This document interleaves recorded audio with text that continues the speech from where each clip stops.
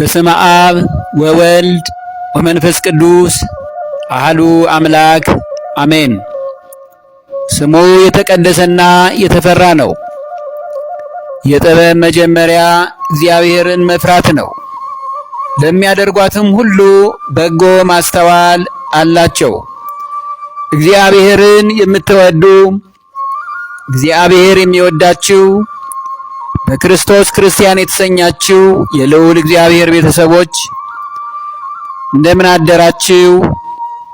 እንደምን ዋላችሁ? እንደምን አመሻችሁ? አሜን። የኃያሉ አምላካችን የልዑል እግዚአብሔር ስሙ የተመሰገነ ይሁን። እንደ እግዚአብሔር ቅዱስ ፈቃድ የዕለቱ ትምህርታችን የሚሆነው እኔ በእግዚአብሔር ፊት የምቆመው ገብርኤል ነኝ በሚለው ቅዱስ ወንጌል በሉቃስ ወንጌል ምዕራፍ 1 ቁጥር 19 ላይ የተጠቀሰውን ትምህርት መሰረት በማድረግ ነው። ገብርኤል ማለት ሰው የሆነ እግዚአብሔር ማለት ነው። ኦሪት ዘጸአት ምዕራፍ 23 ቁጥር 20 ላይ በመንገድህ ይጠብቅ ዘንድ ወዳዘጋጀሁትም ስፍራ ያገባ ዘንድ እነሆ እኔ መልአክን በፊትህ እሰድዳለሁ፣ በፊቱ ተጠንቀቁ፣ ቃሉንም አድምጡ፣ ስሜም በእርሱ ስለሆነ ኃጢአት ብትሰሩ ይቅር አይልምና አታስመርሩት እንዳለ ቅዱሳነ መላእክት የመጨረሻው ስማቸው የእግዚአብሔር ነው። ስሜ በእርሱ ስለሆነ መልአኩን አታስመርሩት፣ ይቅር አይልም፣ ይቀስፋችኋል ማለት ነው የሚለው። ገብርኤል ማለት ሰው የሆነ እግዚአብሔር ነው የሚለው ሰው የሆነውን እግዚአብሔርን ክርስቶስን ነው የሚሰብከው ስሙ። ቅዱስ ገብርኤል የተለያዩ ስሞች አሉት። እነርሱም መጋቤ ምስጢር፣ መጋቤ ሐዲስ፣ አብሳሪ መልአክ በመባል ይታወቃል። ቅዱስ ገብርኤል መጋቤ ሐዲስ ለምን ተባለ? መጋቤ ሐዲስ የተባለበት ምክንያት የሐዲስ ኪዳንን መጀመሪያ የሆነውን የመወለድ ልደት ለእመቤታችን ቅድስት ድንግል ማርያም በማብሰሩና እርሱ ባበሰረው ዜና ብስራት ጌታችን መጋቢት 29 ቀን በዕለተ እሁድ ተጸንሶ ታኅሳስ 29 ቀን በዕለተ ማክሰኞ ከሌሊቱ 10 ሰዓት ላይ ተወልዷልና መጋቤ ሐዲስ ተባለ። በሌላም የኦሪት ዘመን ተፈጽሞ የሐዲስ ኪዳን መጀመሪያ ዜና ብስራት የተሰማው በመልአኩ ቅዱስ ገብርኤል አማካኝነት በመሆኑ መጋቤ ሐዲስ ተባለ። ከሰባቱ ሊቃነ መላእክት ቅዱስ ገብርኤል ሁለተኛው መልአክ ነው። ዓለመ መላእክት የሚባሉት ሦስቱ ሰማያት የቅዱሳን መላእክት ከተማ ናቸው። እነርሱም ኢዮር፣ ራማ፣ ኤረር ተብለው ይታወቃሉ። የኢዮር ሹምና መሪ መልአክ ሊቃነ መላእክት ቅዱስ ሚካኤል ነው። የኢዮር ሹምና መሪ መልአክ ሊቃነ መላእክት ቅዱስ ሚካኤል ነው። የራማው ልዑል ሹምና መሪ መልአክ ቅዱስ ገብርኤል ነው። የኤረር ሹምና መሪ መልአክ ሊቀ መላእክት ቅዱስ ሩፋኤል ነው። ቅዱስ ገብርኤል የሚታወቅበት ተግባሩ የክቡር ስሙ ሳጥናኤል እየተባለ ይጠራ የነበረው ከከበሩ መላእክት አንዱ እኔ ፈጣሪያችሁ ነኝ፣ ከዛሬ ጀምሮ የአምልኮት ስግደት ልታቀርቡ የሚገባችሁ ለእኔ ብቻ ይሆናል በማለት ድምፁን ከፍ አድርጎ በማወጁ በቅዱሳን መላእክት ዘንድ ሁከት ሆነ። በዚህ ጊዜ ቅዱስ ገብርኤል የፈጸመው ድንቅ የእምነት ጽናትን ቅዱሳን መላእክትን የማረጋጋት ተግባሩ እጅግ የሚደንቅና የሚመስጥ ነበረ። እስቲናየው። ሳጥናኤል ማለት ቀሩበ እግዚአብሔር ማለት ነው። ሳጥናኤል ከከበሩ ቅዱሳን መላእክት አንዱ የሆነውን የቅድስት ሥላሴን መጋረጃ የሚከፍትና የሚዘጋ ሊቃነ መላእክት እርሱ ስለነበር የማን አለብኝነት ትዕቢት አደረበት።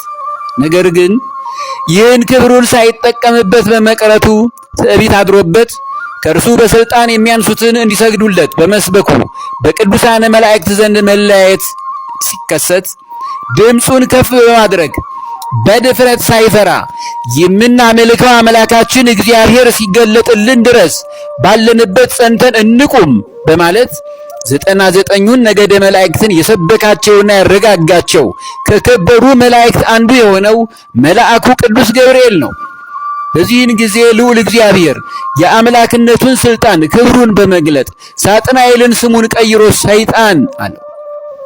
ሰይጣን ማለት በዕብራይስጥ ቋንቋ ጠላት ማለት ነው። እንደገናም ዲያብሎስ አለው።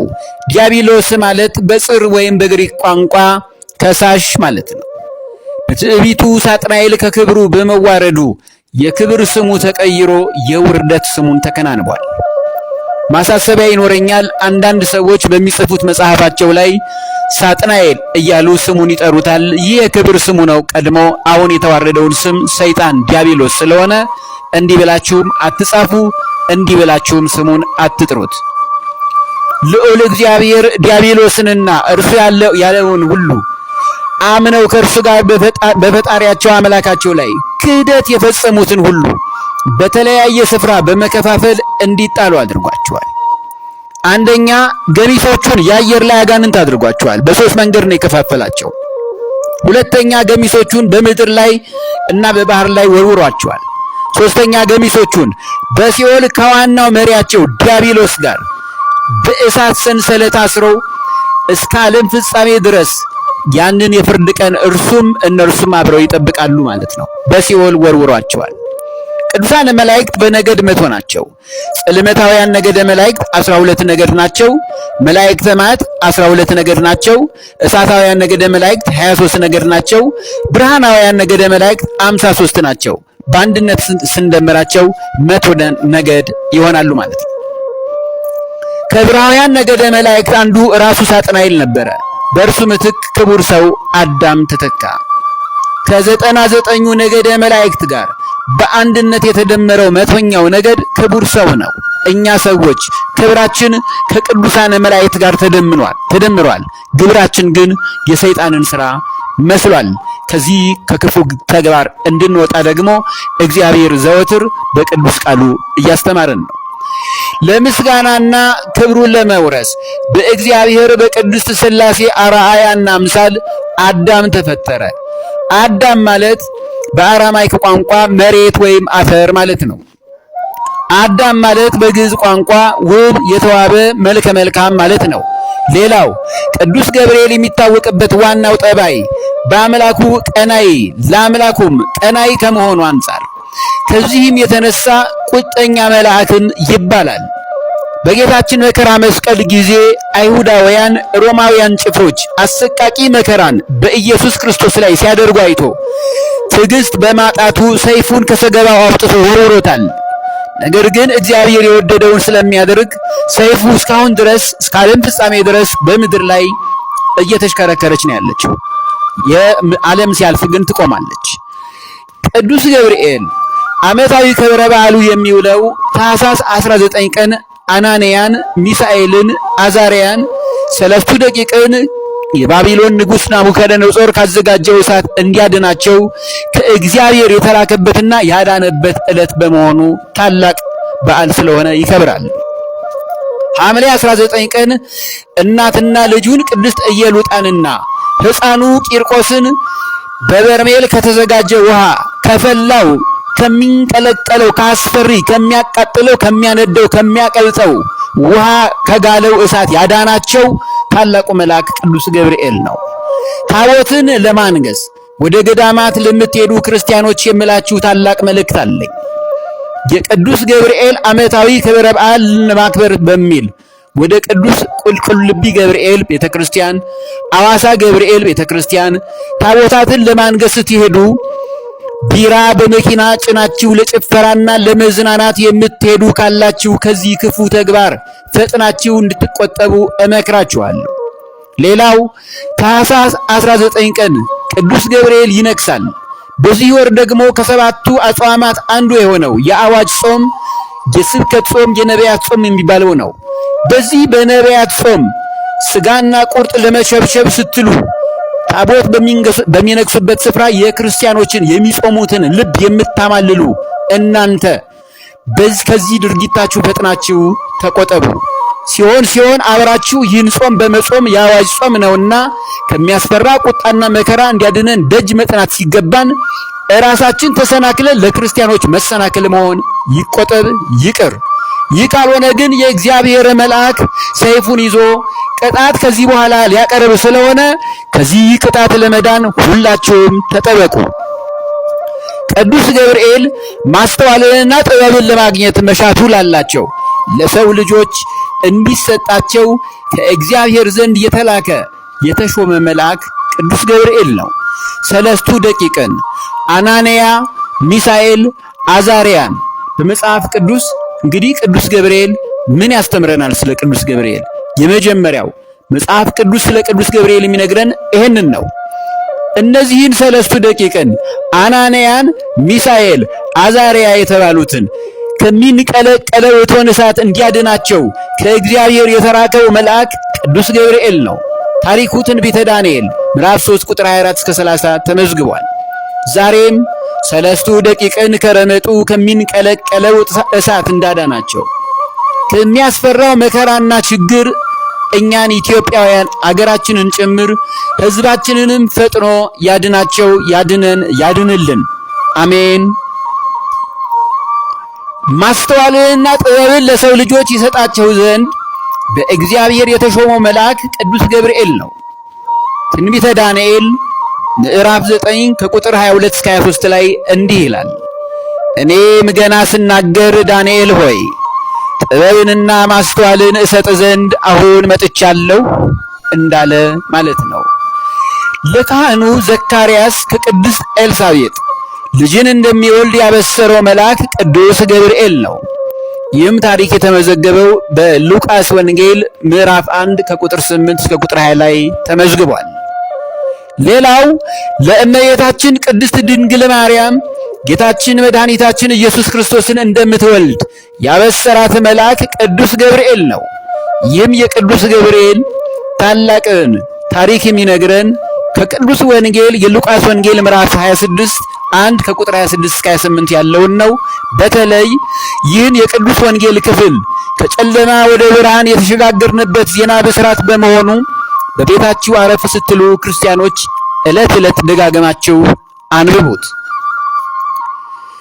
የእመቤታችንን ያለ ባል መጽነስ እጅጉን ያሳሰበው ጠባቂዋና ዘመዷ የሆነውን አረጋዊ ቅዱስ ዮሴፍን ከጭንቀቱ ያረጋጋው መልአክ ቅዱስ ገብርኤል ነው።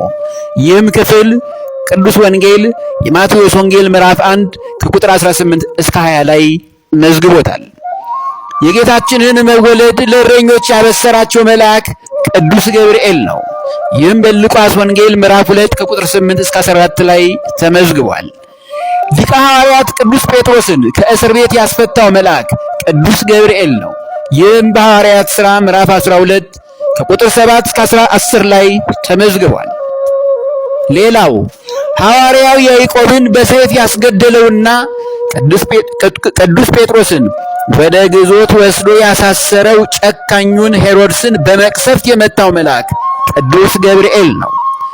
ክርስቲያኖች ሆይ አስተውለን መረዳት ያለብን ቅዱሳነ መላእክት ለምህረትም ለመዓትም የሚላኩ መሆናቸውን ቀድመን ማወቅ አለብን። ይህንንም በሐዋርያት ሥራ ምዕራፍ 12 ከቁጥር 20 እስከ 23 ተመልከቱት።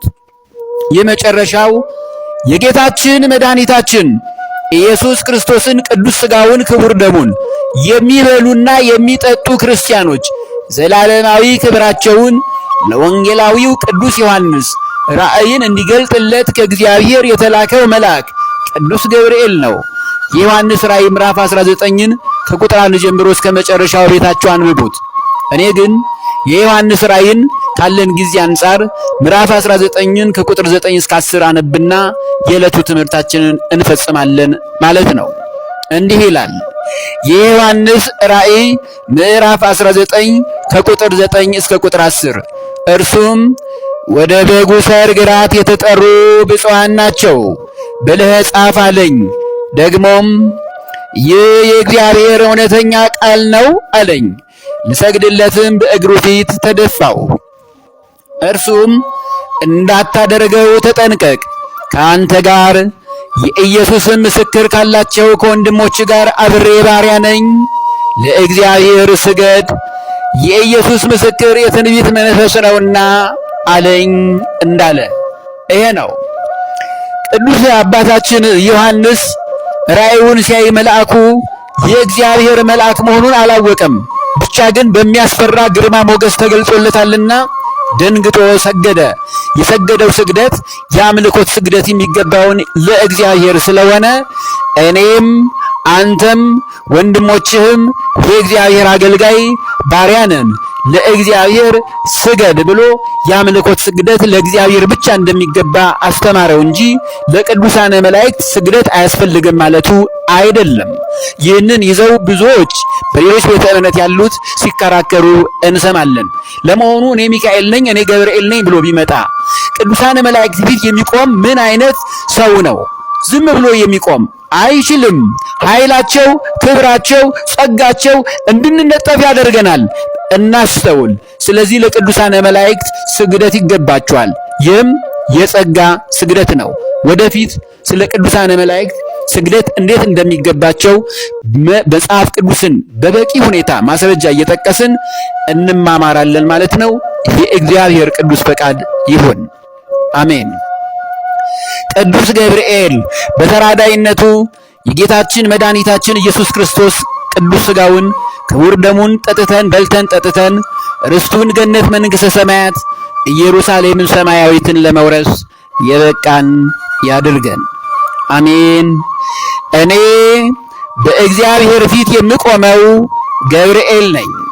የሉቃስ ወንጌል ምዕራፍ 1 ቁጥር 19 ያስተማረን የመከረን ኤልሻዳይ ሁሉን የሚችል አምላክ ቅዱስ አማኑኤል ለስም አጠራሩ ክብርና ምስጋና ለእርሱ ይሁን። አሜን። ወስብሐት ለእግዚአብሔር።